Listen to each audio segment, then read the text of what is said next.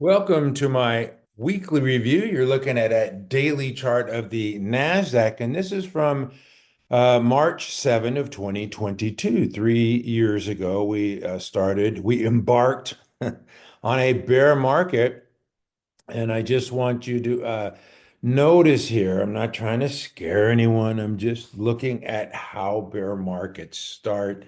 You have this big rally up and you make a new high and then undercut the 50 and then you make a lower high. And then what happens? You slice the 50, you slice the 200 and you stay below the 200.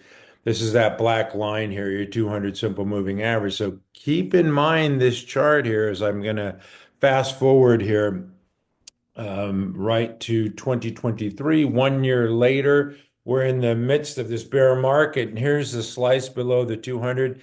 The Nasdaq stayed below the 200 simple moving average for 11 months. A lot of pain, a 37% correction, 38% correction in the Nasdaq 2022, and of course, it turned around in October, and we had a good year in 2023 and 2024. We know what happened. We had a couple of 20% years, 25% on the Nasdaq. And now we fast forward to today, which is Saturday. I did say welcome to my weekly review, right? The market is closed, but you could see this rally up, nice, strong rally up to a new high. And then it tried to make another new high, but lower highs, lower highs. And now what it has done is it sliced its 50 and it slices 200.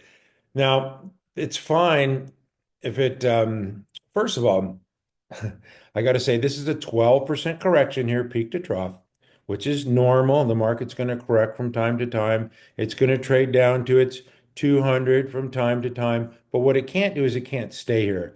It's got to rally back through. I think it will. And my expectation are that, I'm going to clear this here for a minute. So if you'll bear with me.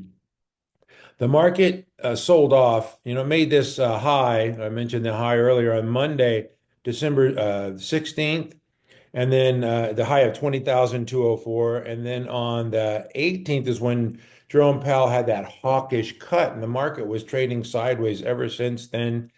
And then, of course, we've had this, pretty drastic correction here the last few weeks. I'm going to get to the weekly chart in a minute. But yesterday, Powell came out and said, we're approaching our target rate. Everything's going in the right direction. The economy's fine. And the market perceived that as more of a dovish Jerome Powell. So it doesn't matter what he says, it's how the market interprets it. And the Nasdaq made a low of 17,768 on Friday and rallied 2.4% and closed at 18,196. I don't know. I'm not going to predict. I'll just say, I think my expectations are that that's the low for a while, and I think it rallies back through the 200. But if not, you have to be flexible and have an open mind and have a plan. If this thing wants to, start a new bear market, like I just showed you in 2022 and trade below its 200, you have to be prepared for that as well. But to me, that was an encouraging action, the low on Friday, the washout, and then the nice rebounding action. So we're looking for a follow through day as soon as Wednesday, which would be day 4. And I expect the NASDAQ to rally back through the 200. I want to take a look at the weekly chart. It's been rough. Last week was down, 3.45%. So when the market goes down like that, the NASDAQ, the growth stocks are in the NASDAQ. So when it goes down 3.5% in a week, you can expect your growth stocks to go down 7, 10, 12, even more percent in a week. And that's, part of the danger of owning the heat, the growth stocks in the market, which is where I like to play. But anyway, I'm going to go to the SPY. This one traded down to its 40-week line. You can see here it was down 3% last week. If we look at the daily chart on the SPY, it just pulled back to its 200 and then bounced and closed higher.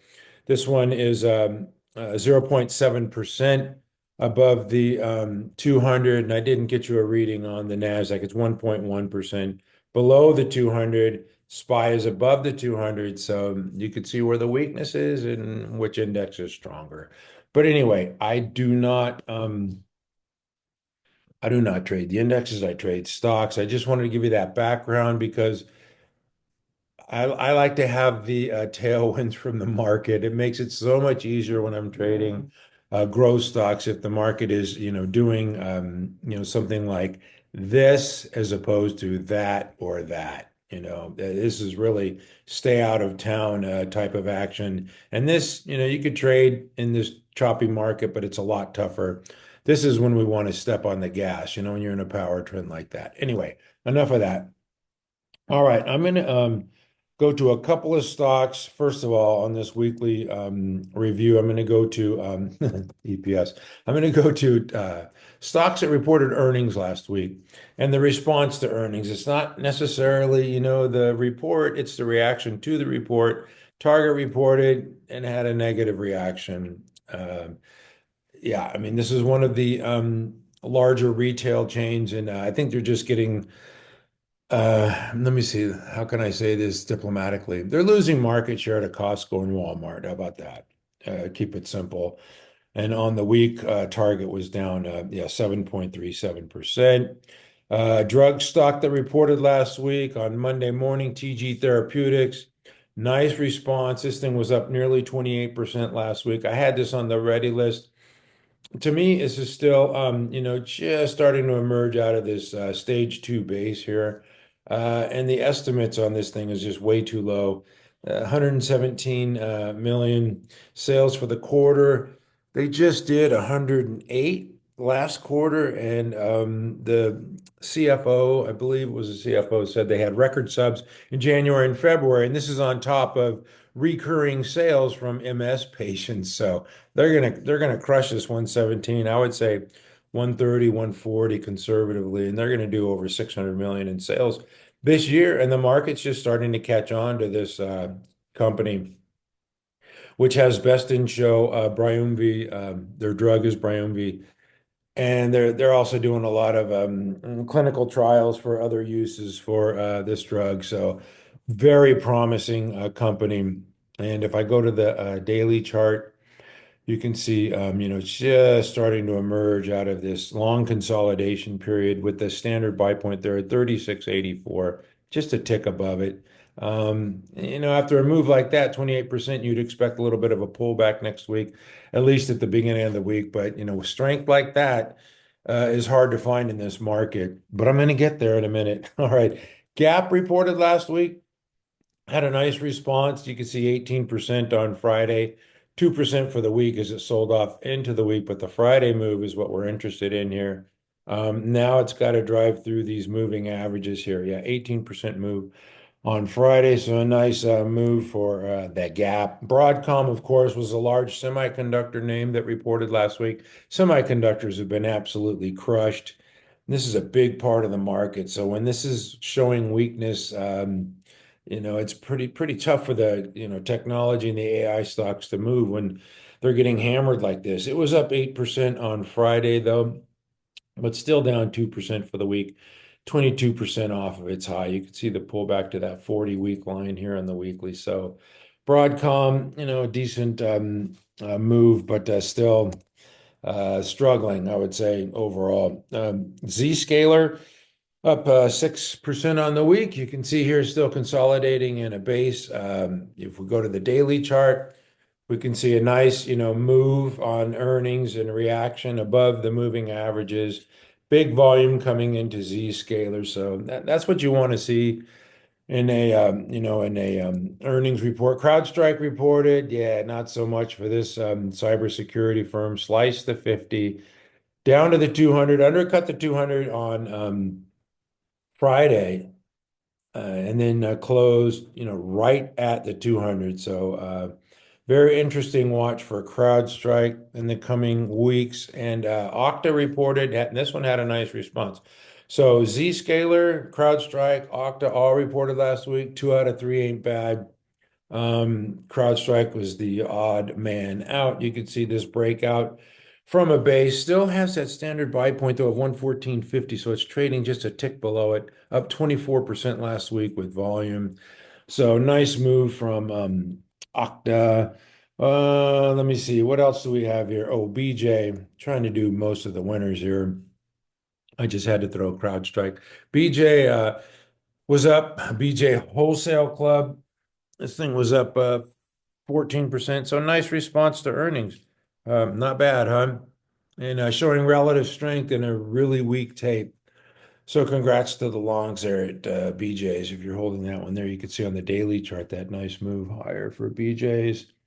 What else do we have? I'm going to go to some of the negative ones now. I did Target. I'm just going to go through these quickly because there's a lot of negative crap here, and I don't want to be negative. Samsara slicing the 50, now slicing the 200. That is no bueno. Sleep Number. I guess people can't afford mattresses now. Yeah, just selling off. That one looks horrible. MDB. This one is brutal. Ugh. Big winner, Wall Street darling for a long time, but you could see the big volume move lower here for the week. This is a weekly review, down nearly 30%. Yeah, that's going to hurt your portfolio if you have any size at all with a 30% move to the downside. Credo, another one of these, it was Wall Street really liked these AI stocks until they didn't. And that brings me back to that I got to go back to the Nasdaq here. I'm going to switch up here because I didn't mention the whack day from January 27th.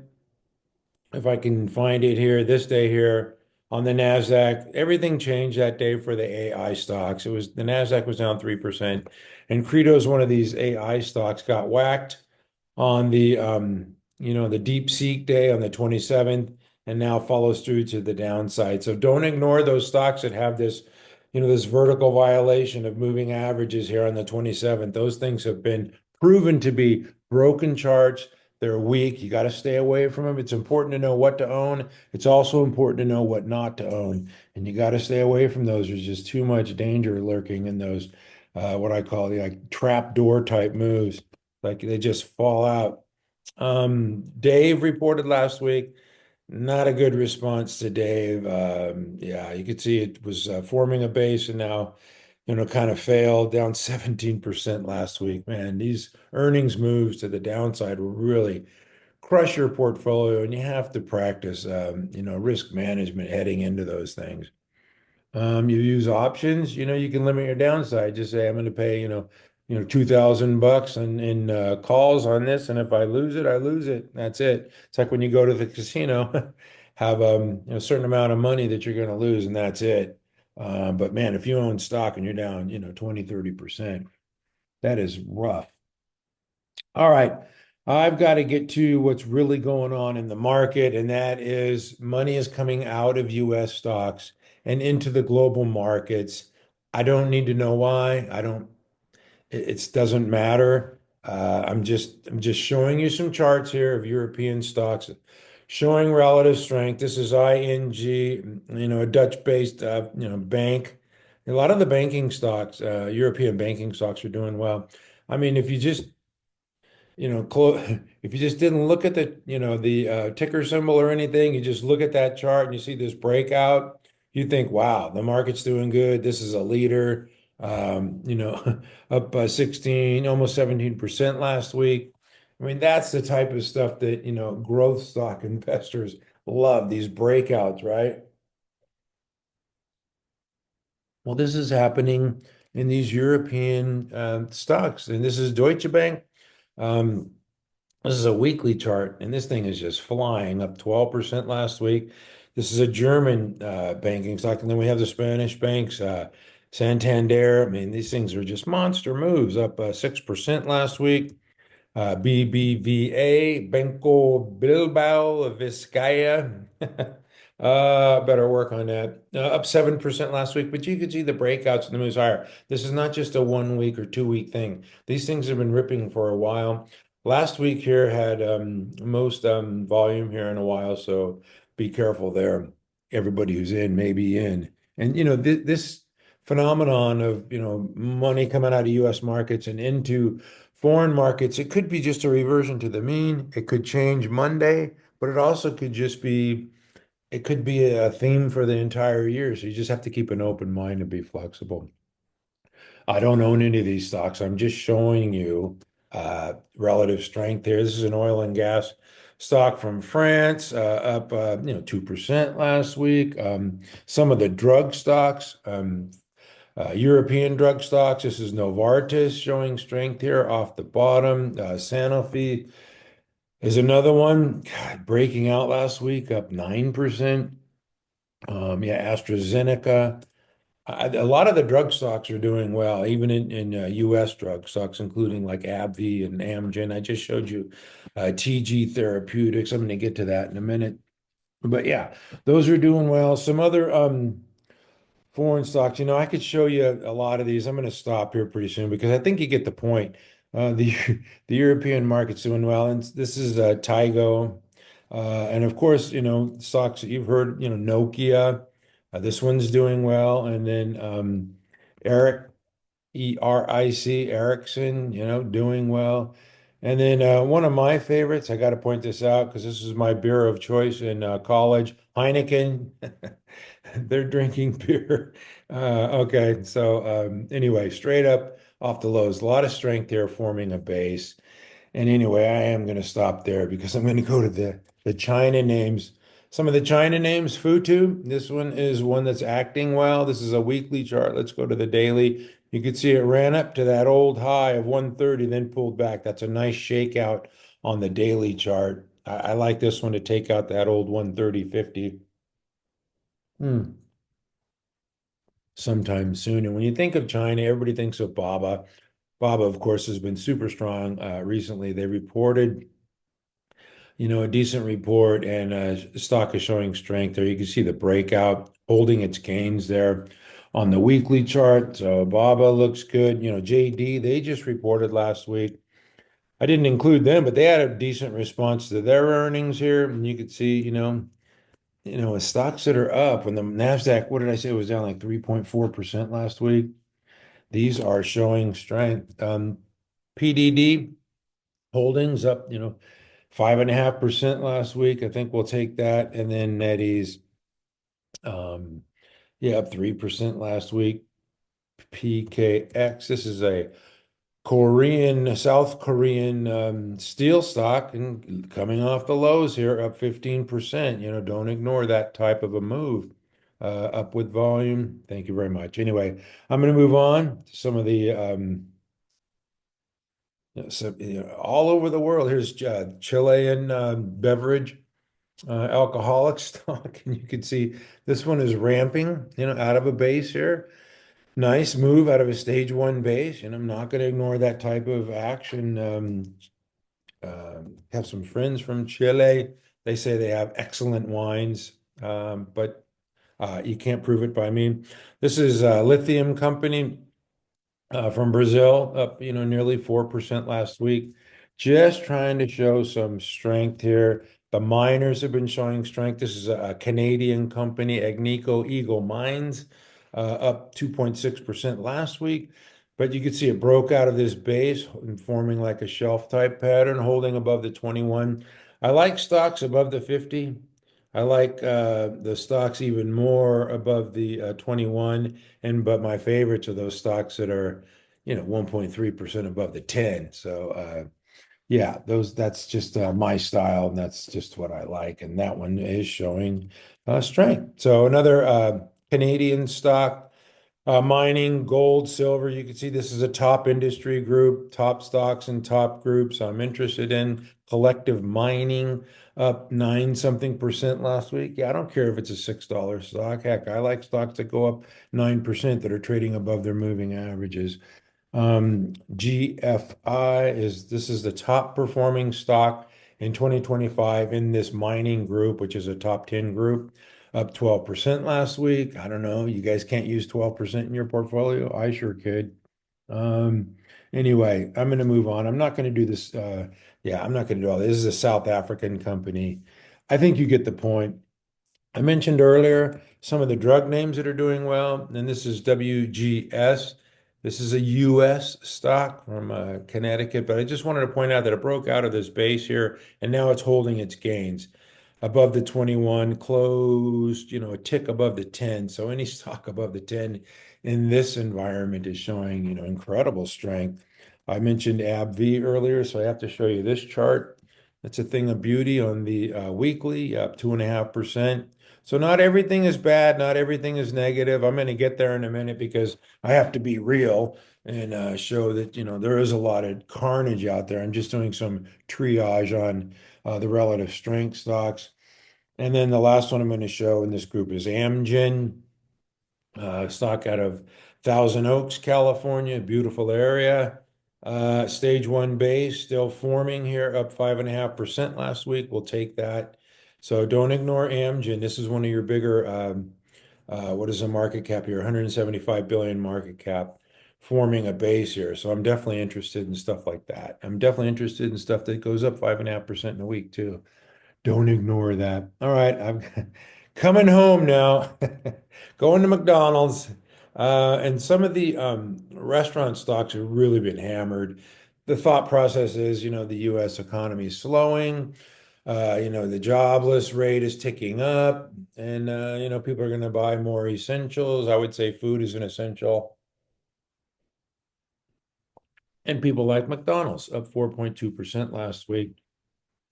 But I have to keep it real. Some of the former leaders are not going to be leading when the market turns higher. This is CAVA up down 11% last week, sliced all of its moving averages, in that stage four decline, as Weinstein would say.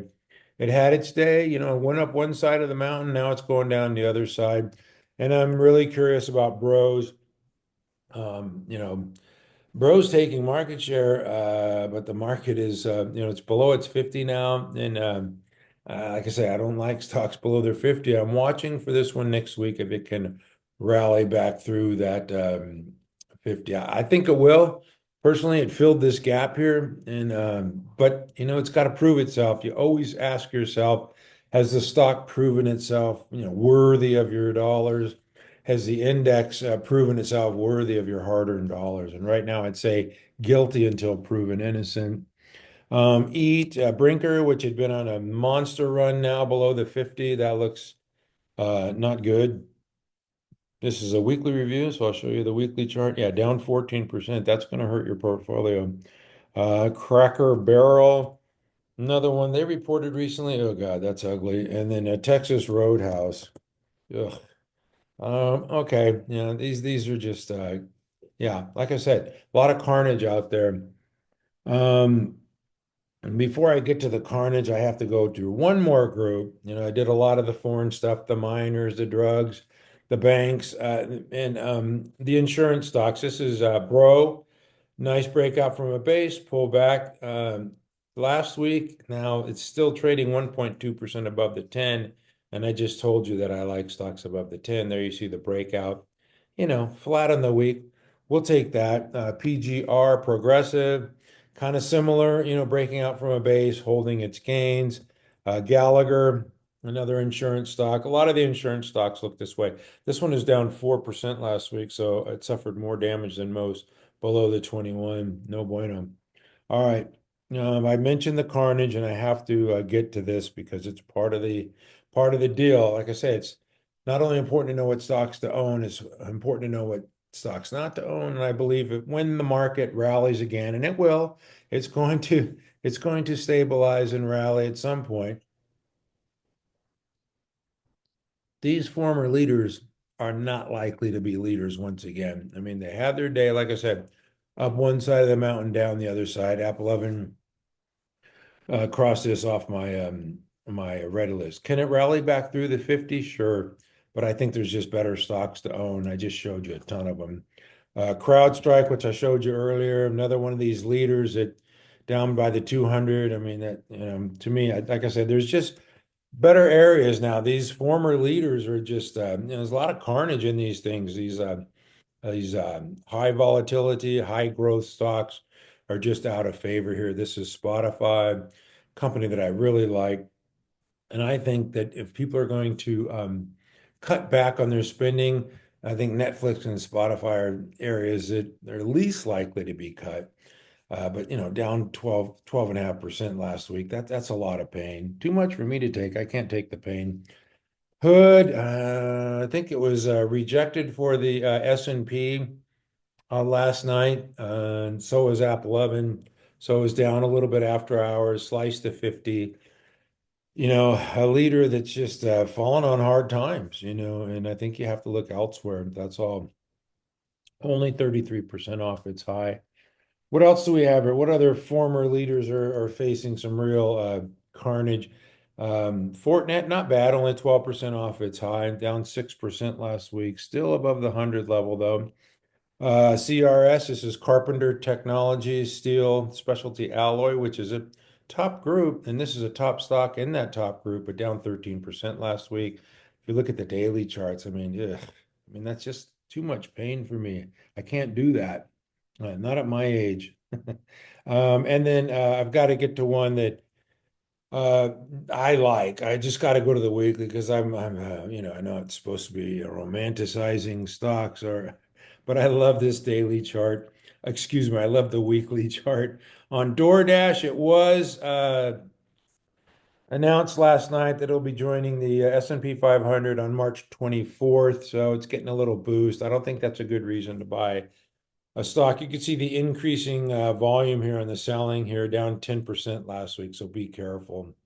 I don't know if some of these former leaders are going to be able to lead in the next market rally. So I'm looking around, trying to see strength, trying to show you where the strength is. And that's just what I kind of do. A couple more. Um, Waystar as an IPO, it's going to have to go through its due diligence phase. HIMS stock with a lot of growth, but those Eli Lilly and Novo now, they're not allowing the sales of the weight loss drug for the compound, so that's going to hurt this one. And then Oklo, the nuclear stocks, they went nuclear and now they're imploding here, so below the 50 once again. This is a lot of pain in this one, down a lot. And then the Nancy Pelosi one, the TEM, went up quickly, and now the last 3 weeks has just been slaughtered, down 12% last week. Yeah, it's just, like I say, you got to know what to own, you got to know what not to own. 23% one week, 17%, and only 12% last week. So these heat stocks, the stocks that have been in heat, they're going to, they're great on the upside, but they're horrible on the downside. Anyway, that's it for me. Thank you for watching. Except for in honor of the great Steve Jobs, I have one more thing, and that is, I'm just selecting this stock because it's highly volatile, and it's just an exercise in, reading the room, know what type of market you're in. And right now, we're in a pretty tough tape, and anytime you see a spike, you got to sell the spike. I'm sorry, and this is a classic stock of spiking. This one went from what, 4 to 25. This is a six bagger, and then retreated. It went down 50% in a week, folks. So that's just what this stock does. This week right here, ran up from that lows. You can see $3 or $4 up to 25. And then the next week it corrected, 50%, more than 50% in a week. So that's just what it does. And the close near the bottom had that inverted hammer candle, so you think it's going to go down, but nope. The next week it was up 15%, and then another 15%, and then it pulled back just a little bit. What's the pullback on that? 12%. So this is what this thing does, up 36%, up 43%. And I think you get the picture here. It was down 2 weeks ago, it was down to 19. You can see the low there, 1955. Last week, the high was 44. So if you bought at 19, sold at 44, you're a king. But a lot of people didn't do that because they didn't sell. They're holding on because they think it's going to 60, which I do. I think it's going much higher. But you got to be careful. There's no guarantees of that. This is a 500 million market cap, and they just signed a $1.8 billion deal with the city of Bangkok. But I just wanted to point out that this is normal action here for it to come down, on Thursday, 19% and then 16%. It got hit by a short seller, the bear cave. Anyway, I had this thing as 30. 30, above 30, I'm buying, and when it spikes, you sell. It doesn't matter if you sold at 35 or 36, that's a 20% gain.